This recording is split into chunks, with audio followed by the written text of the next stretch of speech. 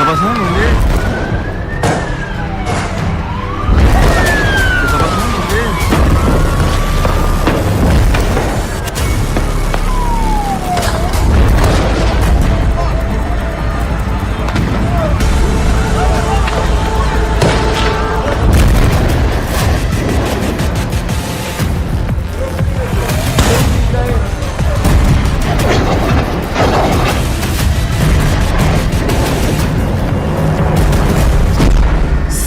अक्टूबर आतंकी हमला, इजराइल ने 7 युद्ध से लिया बदला।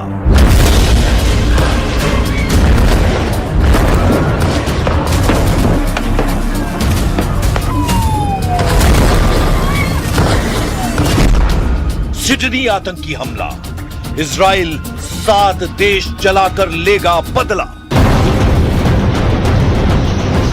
भयानक शुरुआत हो चुकी है।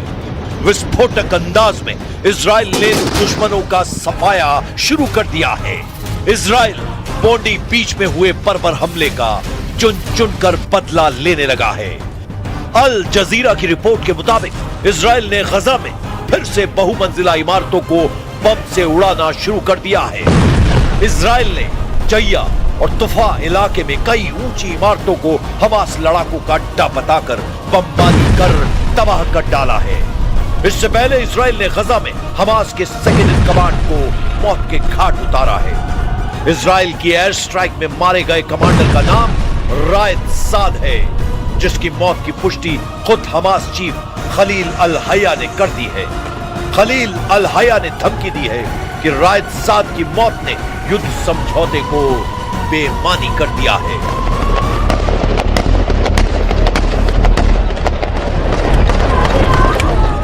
ظل هذه الظروف واستمرار الخروقات الإسرائيلية للاتفاق وإعاقة المساعدات ومواصلة التدمير والقتل والاغتيالات، والتي كان آخرها بالأمس باستهداف القائد المجاهد رائد سعد وإخوانه، وأمام هذا السلوك الصهيوني الذي يهدد بقاء الاتفاق صامدا، हमास के दूसरे सबसे बड़े कमांडर का सफाया इजराइल ने खौफनाक स्टाइल में किया है। गजा सिटी में दौड़ती गाड़ी में मौजूद रायद साद पर ड्रोन से बम बरसाया गया। बम धमाके से रायद साद की गाड़ी के पर खच्चे उड़ गए। बम विस्फोट इतना भयानक था कि गाड़ी में मौजूद सभी हमास लड़ाकों के चीथड़े उड़ गए।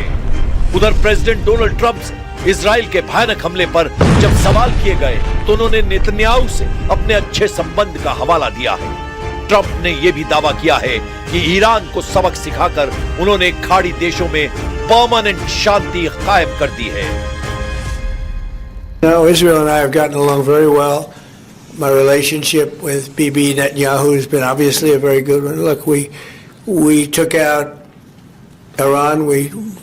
We wiped out, with that plane right there, we wiped out the B-2 bomber, we wiped out the Iran nuclear threat, and because of that we were able to make peace in the Middle East. Now, we've had a very good relationship with Israel. We actually have a very good relationship with just about everybody in the Middle East. Israel ने रायद साद के सफाए का ऐलान 14 दिसंबर को उसी दिन किया जिस दिन सिडनी के बॉन्डी बीच पर यहूदियों का नरसंहार हुआ। इजराइल डिफेंस फोर्स के मुताबिक रायद साद हमास की अल कासिम ब्रिगेड का टॉप कमांडर था। रायद साद हमास के हथियार बनाने वाले नेटवर्क का चीफ था। 7 अक्टूबर 2023 में इजराइल पर हुए हमलों की साजिश बनाने वालों में रायद साद शामिल था। अल कासिम ब्रिगेड के टॉप कमांडर को इजराइल लंबे वक्त से रडार पर रखे हुए था। गजा सिटी में जैसे ही उसकी रियल टाइम लोकेशन की पुष्टि हुई, उसे ड्रोन की मौत दे दी गई। इजराइल ने रायद साद का सफाया 2 इजरायली सैनिकों का बदला लेने के लिए किया था, लेकिन नेतन्याहू को अंदाजा नहीं था कि हमास कमांडर के सफाए की खुशखबरी के फौरन बाद उन्हें सिडनी से सदमा देने वाले टेरर अटैक की खबर मिलेगी। मगर अब इजराइल ने अपने सभी दुश्मनों की हिट लिस्ट तैयार कर ली है। नेतन्याहू ने 7 देशों में बारी बारी इंतकाम लेने के सिग्नल दे दिए हैं। इजराइल ने इस्लामिक स्टेट आतंकियों के जितने भी गढ़ हैं उन्हें बर्बाद करने की धमकी दे डाली है। जिन देशों में अब भी अबू बकर अल बगदादी के बारूदी लड़ाके एक्टिव हैं, उन्हें नक्शे पर देख लीजिए। इजराइल के पड़ोसी देश सीरिया में आईएसआईएस आतंकियों के अड्डे हैं।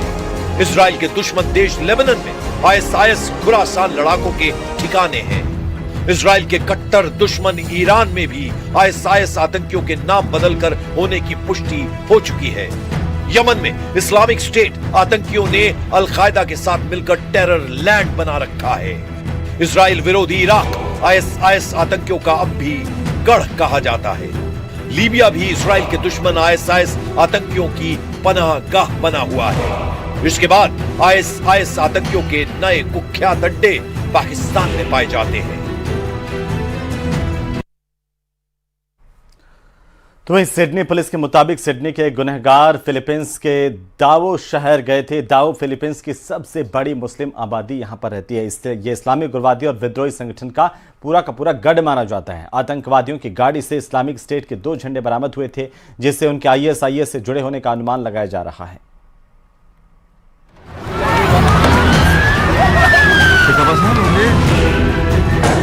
सिडनी आतंकी हमले का आईएसआईएस कनेक्शन साफ हो चुका है, जिसके बाद नेतन्याहू का खून खौल रहा है।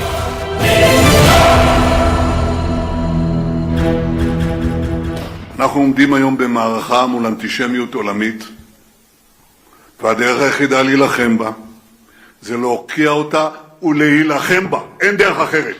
זה מה שאנחנו עושים במדינת ישראל. पीएम नेतन्याहू के साथ प्रेसिडेंट डोनाल्ड ट्रंप ने आईएसआईएस पर बड़े एक्शन का मूड बना लिया है, क्योंकि आईएसआईएस आतंकियों ने ही सीरिया के पलमायरा में अमेरिकी सैनिकों पर हमला किया है। टेरर ग्रुप ने 14 दिसंबर हमास के दूसरे सबसे बड़े कमांडर का सफाया इजराइल ने खौफनाक स्टाइल में किया है। गजा सिटी में दौड़ती गाड़ी में मौजूद रायत साद पर ड्रोन से बम बरसाया गया। बम धमाके से रायत साद की गाड़ी के पर खच्चे उड़ गए। बम विस्फोट इतना भयानक था कि गाड़ी में मौजूद सभी हमास लड़ाकों के चीथड़े उड़ गए। उधर प्रेसिडेंट डोनाल्ड ट्रंप से इजराइल के भयानक हमले पर जब सवाल किए गए तो उन्होंने नेतन्याहू से अपने अच्छे संबंध का हवाला दिया है। ट्रंप ने यह भी दावा किया है कि ईरान को सबक सिखाकर उन्होंने खाड़ी देशों में परमानेंट शांति कायम कर दी है। Now, Israel and I have gotten along very well. My relationship with Bibi Netanyahu has been obviously a very good one. Look, we took out Iran. We wiped out with that plane right there. We wiped out the B-2 bomber. We wiped out the Iran nuclear threat, and because of that, we were able to make peace in the Middle East. No, we've had a very good relationship with Israel. We actually have a very good relationship with just about everybody in the Middle East. Israel ने रायत साद के सफाई का ऐलान 14 दिसंबर को उसी दिन किया जिस दिन सिडनी के बॉन्डी बीच पर यहूदियों का नरसंहार हुआ। इजराइल डिफेंस फोर्स के मुताबिक रायत साद हमास की अल कासिम ब्रिगेड का टॉप कमांडर था। रायत साद हमास के हथियार बनाने वाले नेटवर्क का चीफ था। 7 अक्टूबर 2023 में इजराइल पर हुए हमलों की साजिश बनाने वालों में रायत साद शामिल था। अल कासिम ब्रिगेड के टॉप कमांडर को इजराइल लंबे वक्त से रडार पर रखे हुए था। गजा सिटी में जैसे ही उसकी रियल टाइम लोकेशन की पुष्टि हुई, उसे ड्रोन की मौत दे दी गई। इजराइल ने रायत साद का सफाया 2 इजरायली सैनिकों का बदला लेने के लिए किया था, लेकिन नेतन्याहू को अंदाजा नहीं था कि हमास कमांडर के सफाई की खुशखबरी के फौरन बाद उन्हें सिडनी से सदमा देने वाले टेरर अटैक की खबर मिलेगी। मगर अब इजराइल ने अपने सभी दुश्मनों की हिट लिस्ट तैयार कर ली है। नेतन्याहू ने 7 देशों में बारी बारी इंतकाम लेने के सिग्नल दे दिए हैं। इजराइल ने इस्लामिक स्टेट आतंकियों के जितने भी गढ़ हैं, उन्हें बर्बाद करने की धमकी दे डाली है। जिन देशों में अब भी अबू बकर अल बगदादी के बारूदी लड़ाके एक्टिव हैं, उन्हें नक्शे पर देख लीजिए। इजराइल के पड़ोसी देश सीरिया में आईएसआईएस आतंकियों के अड्डे हैं। इजराइल के दुश्मन देश लेबनान में आईएसआईएस खुरासान लड़ाकों के ठिकाने हैं। इजराइल के कट्टर दुश्मन ईरान में भी आईएसआईएस आतंकियों के नाम बदलकर होने की पुष्टि हो चुकी है। यमन में इस्लामिक स्टेट आतंकियों ने अल कायदा के साथ मिलकर टेरर लैंड बना रखा है। इजराइल विरोधी इराक आईएसआईएस आतंकियों का अब भी गढ़ कहा जाता है। लीबिया भी इजराइल के दुश्मन आईएसआईएस आतंकियों की पनाहगाह बना हुआ है। इसके बाद आईएसआईएस आतंकियों के नए कुख्यात अड्डे पाकिस्तान में पाए जाते हैं। तो वहीं सिडनी पुलिस के मुताबिक सिडनी के गुनहगार फिलीपींस के दावो शहर गए थे। दावो फिलीपींस की सबसे बड़ी मुस्लिम आबादी यहां पर रहती है, इसलिए ये इस्लामिक उग्रवादी और विद्रोही संगठन का पूरा गढ़ माना जाता है। आतंकवादियों की गाड़ी से इस्लामिक स्टेट के 2 झंडे बरामद हुए थे, जिससे उनके आईएसआईएस से जुड़े होने का अनुमान लगाया जा रहा है।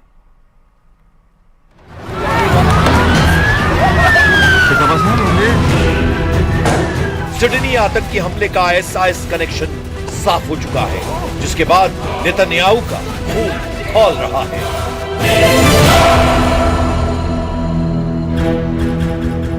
אנחנו עומדים היום במערכה מול אנטישמיות עולמית, והדרך היחידה להילחם בה זה להוקיע אותה ולהילחם בה. אין דרך אחרת.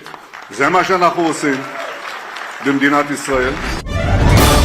पीएम नेतन्याहू के साथ प्रेसिडेंट डोनाल्ड ट्रंप ने आईएसआईएस पर बड़े एक्शन का मूड बना लिया है, क्योंकि आईएसआईएस आतंकियों ने ही सीरिया के पलमायरा में अमेरिकी सैनिकों पर हमला किया है। टेरर ग्रुप ने 14 दिसंबर